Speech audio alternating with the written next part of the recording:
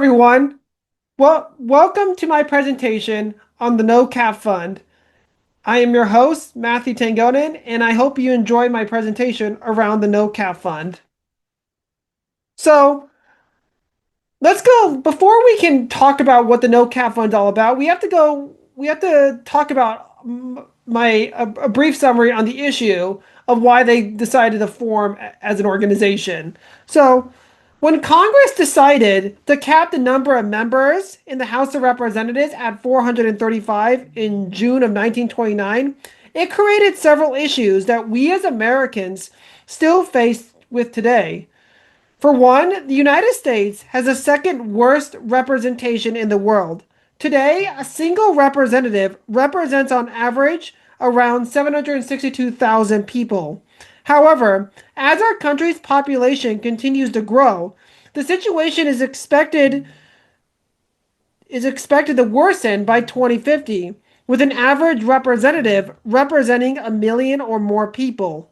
Furthermore, a capped house is what allowed a select wealthy few to control our government.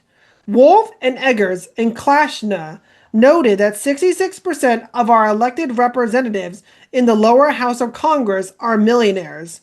Our representatives being millionaires is why they support policies that more closely align with the wealthy rather than the average American. This destroys the representational link between representative and the very voters that they are elected to represent. It's why Congress has a 29% approval rating because they simply stopped representing us. Because they simply stopped representing ordinary Americans. We at the No Cap Fund have made this presentation to convince you why the 1929 Permanent Apportionment Act turned Congress into an unrepresented, corrupt oligarchy that needs to be repealed. So, now since you know a little bit about a brief summary, now it's time to know a little bit about the No Cap Funds or who we are, who the No Cap Fund is as an organization.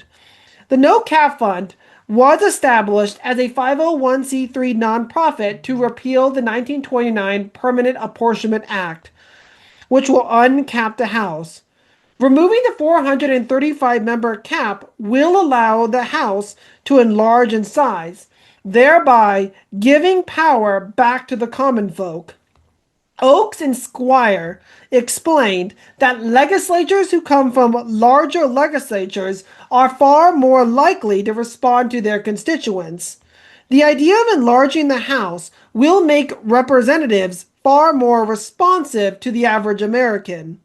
It aligns with our founding fathers' perspective as George Washington, who wanted smaller districts with a single representative representing around 30,000 people, because Washington believed that representatives would be far more tuned to ordinary Americans. Mr. Madison also shared this viewpoint in the Federalist Papers, as the size of the House should always be increased to defend against oligarchy and keep the masses informed. The representation ratio that George Washington wanted ended up being enshrined in Article 1, Section 2 of the Constitution. Correspondingly, it is why in 1790 the House had around 105 members, a ratio of one representative for every 37,421 people. Uncapping the House is returning to the vision of our founding fathers, of a Congress that is an exact portrait of the people, which will overall reimagine our representative democracy for future generations. This presentation will share our current performance metrics, goals, and objectives that are related to social change, our mission that can be measured with data, our performance improvement intervention to improve outcomes, our frequencies of measures, our organization's plan for data analysis, sharing next steps that will modernize the House of Representatives, and wrapping it up by inspiring you to join our organization in reimagining our democracy for you, your children, and their children for generations to come. So now, since you know a little bit about our organization and a brief summary of our of why our organization decided to get involved with our main mission, which is to repeal the 1929 Permanent Apportionment Act, now it's time to talk about the current performance metrics around that we chose as an organization. The current performance metrics of the No Cap Fund to help us in affecting social change would include using a comparative analysis approach, tracking district population per representative, tracking the number of effective parties, contesting congressional elections, monitoring small donor shares, and also constituent casework rates Comparing other countries that have larger legislatures than ours will further strengthen our case that a bigger House will indirectly enfranchise voters. Research by Schneider and Veris pointed out that when Brazil permitted an extra counselor for local municipalities, it indirectly enfranchised voters, as they had far more efficacy in voting for a party that more closely aligned with their values. Tracking the district population is also another metric that we will use to ensure all people are equally represented. Hayes and Ganor mentioned talking about that how in the early years of the 1970s, states were redistricting and reapportioning so that each seat had nearly equal population in their legislatures and also in Congress. The results of the redistricting produced a more equitable distribution of government funds that largely benefited underrepresented groups. The effective number of parties is also something that we need to factor in because political parties overall, in turn, help mobilize voters to take action. Monitoring small donor share would also be a good idea and would strengthen our argument for enlarging the House because it would show us how much power the rich have over our current government. Gibson and Gimple explained that the overall political landscape is mainly based on territory in the United States, which means elections traditionally are uneven geographically. Finally, the last metric would look at constituent casework rates to see how many times representatives contact their constituents. Cinder talked about this when referring to the phenomenon of negative partisanship and how politicians care more about denigrating the other side rather than serving and making their communities' lives better. Overall, the comparative analysis approach, tracking district population per representative, looking at the number of effective parties, monitoring both small donor share and constituent casework rates, will be our metrics to affect social change in reimagining a bigger house. So now since you know, and these are our current metrics, and now since you know our current metrics, it's time for you to know the overall goal and objective, and even our mission is even our mission of the No Cap Fund. The overall goal and objective of the No Cap Fund is to get rid of the 435 member cap by repealing the 1929 Permanent Apportionment Act. We will do this by further building support with members of Congress and other government officials to propose policies and legislation that will eventually uncap and modernize the House. The way we will do this is by regularly flying to D.C. to meet with members of Congress to discuss why we should get rid of the 435 member cap. We also have other conversations, such as renovating the U.S. Capitol as well. On top of that, we also must continue to win our support of the American people to enlarge the House.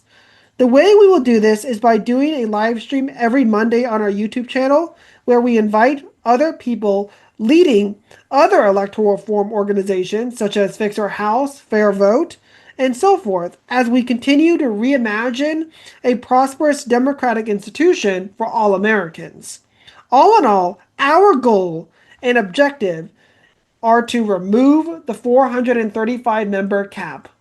So, and and this aligns with our the mission of our organization, which is to ultimately get rid of the cap. And throughout all of our studies and research, we have found consistent evidence that a larger legislature creates a representative, responsive, and accountable government. It can also reduce the influence of money in politics and improve ordinary people's health and education. Allen and Stahl and Bouchenary et al. Explained that that a larger legislative body greatly distributes policymaking influence far more broadly. This change, in turn, increases the efficacy of non-dominant groups contesting our elections, as campaigning will require less money. Mignosetti et al. And Brallo and Nacchini explained that larger assemblies mean significant positive gains in ordinary people's health and education. Elected officials will be more willing to increase spending on health and urban infrastructure as a means to boost their re-election chances, because building those types of projects would be popular with the common folk. All in all, larger legislatures create a representative, responsive, and accountable government, which in turn reduces the influence of money in politics and improve ordinary people's health and educational infrastructure. So now it's time to discuss our performance improvement intervention. And this has to do with the pros and cons of having a larger legislature. While there are strengths to a larger legislature, it still has several weaknesses. For one, larger legislatures can harm efficiency.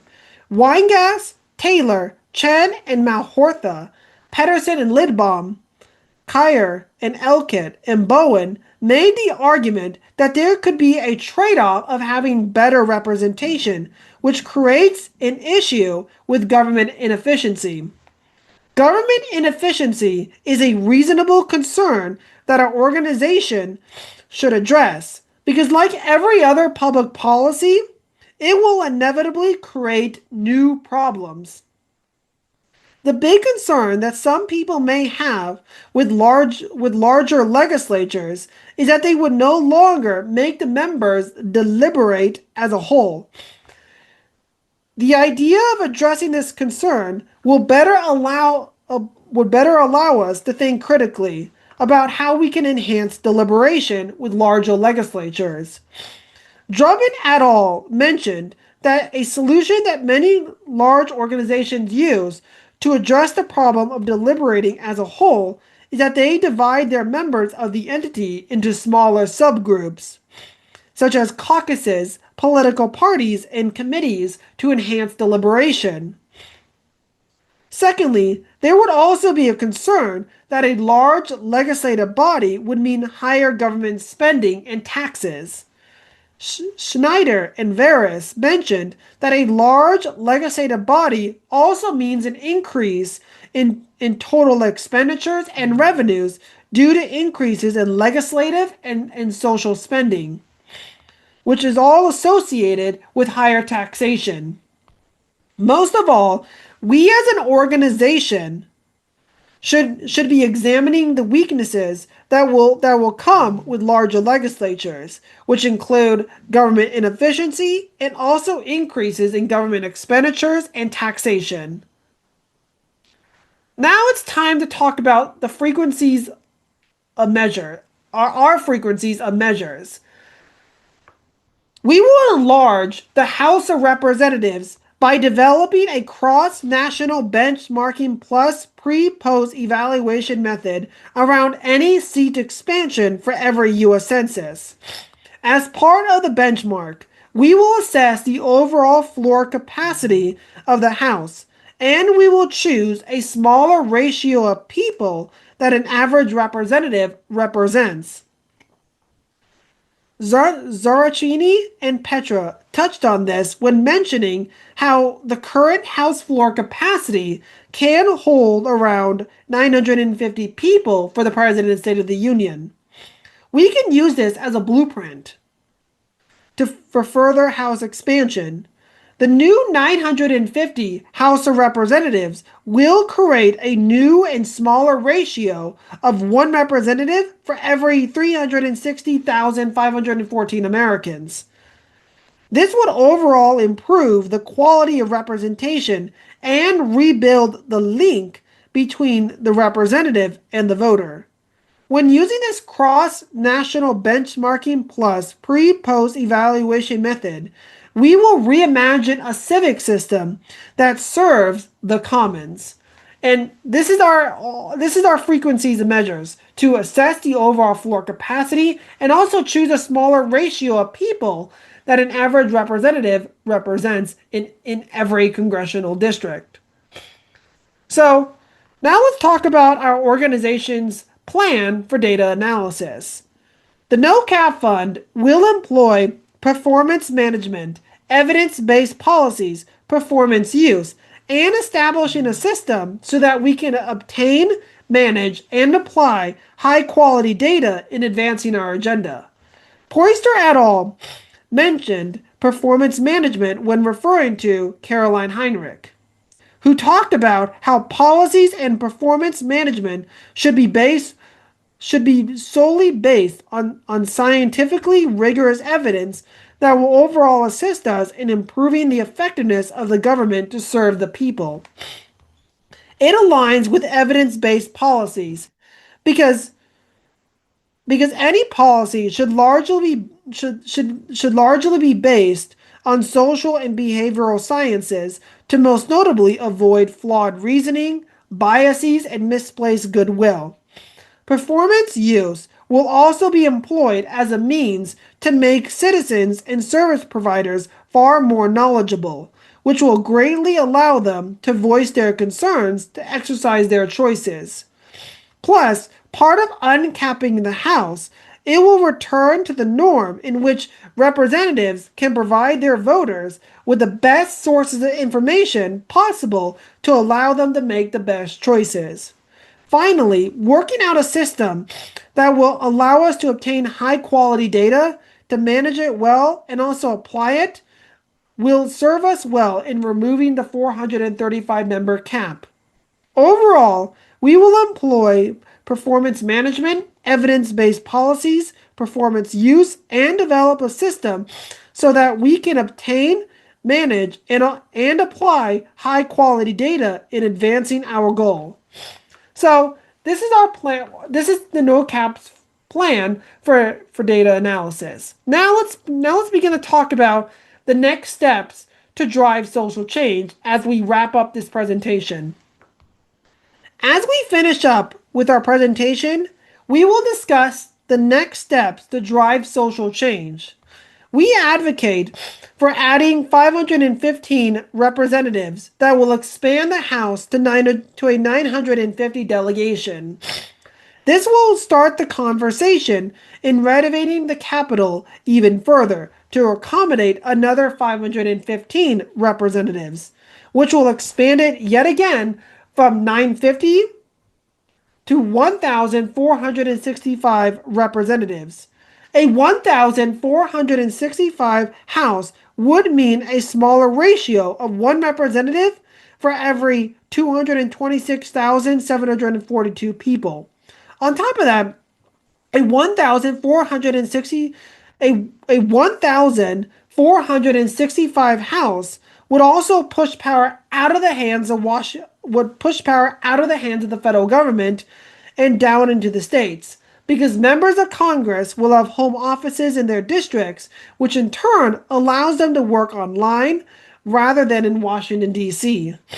Voters would overall have direct access to their congressmen. Overall, our next steps to drive social change would be by advocating and pressuring members of Congress to propose legislation to get rid of the cap and expand the House to 950 members. which will overall serve as a blueprint for further House expansion. As we wrap up this entire presentation, I want you all to close your eyes. Imagine an America in which the people have the power to vote and elect people to make decisions to improve communities, where those people in government think, feel, and act like us. If we are unhappy with our government, we can always vote them out and replace them with new people to do a better job. The No Cap Fund is committed to this work that will reimagine a new representative democracy by advocating to repeal the 1929 Permanent Apportionment Act, which will allow the House to enlarge in size, to return power back to the people. A bigger people's house will mean more political outsiders, retail oriented politics, and ordinary Americans' health and education will gradually improve by ensuring all people are equally represented in the very body that is supposed to represent us. A government that is truly of the people, by the people, and for the people, that shall not perish from the earth.